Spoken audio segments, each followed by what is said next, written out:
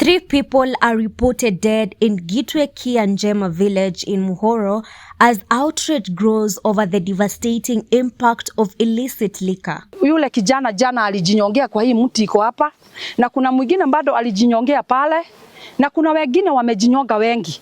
Sababu last year tuliwazika 2, hapa Kiamuoria tuliwazika 5.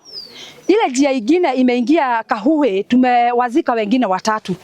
Sasa sisi tunasitikika sana sababu tunayo serikali, tunataka kushughulikiwa sababu mahali sasa tumefika, sijui tuende wapi, sijui tuangalie wapi. Women in the village have taken to the forefront, condemning the excessive consumption of illegal brews, which they say is destroying families and their livelihoods. Watoto wetu wamepotelea kwa hii pombe haramu, wamepotelea kwa watu wakabia wale wanauza pombe, na hivyo wanawatumia baadaye wanawaitisha pesa.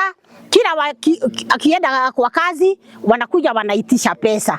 They claim many men have become dependent on the illicit alcohol, leaving homes neglected and pushing some into crime. Jana tulikuwa meeting hapa Gathugu.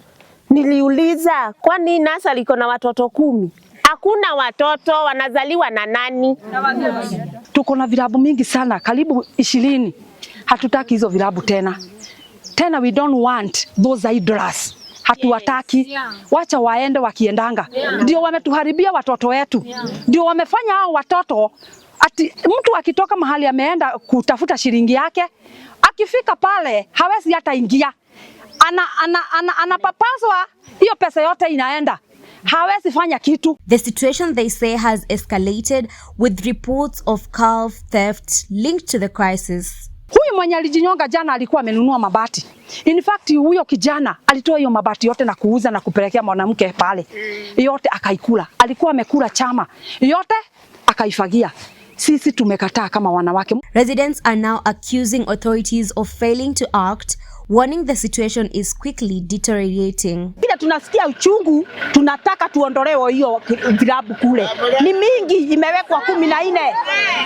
Vilabu hapa Gitwe zimewekwa 14. Kwa hivyo ni wapi kunawekagwa vilabu kama hivyo?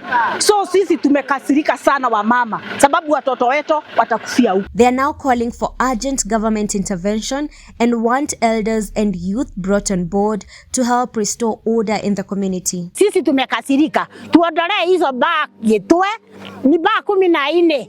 Hizo 14 zote hatuzitaki. The community warns that without immediate action, the human cost of illicit alcohol could continue to rise.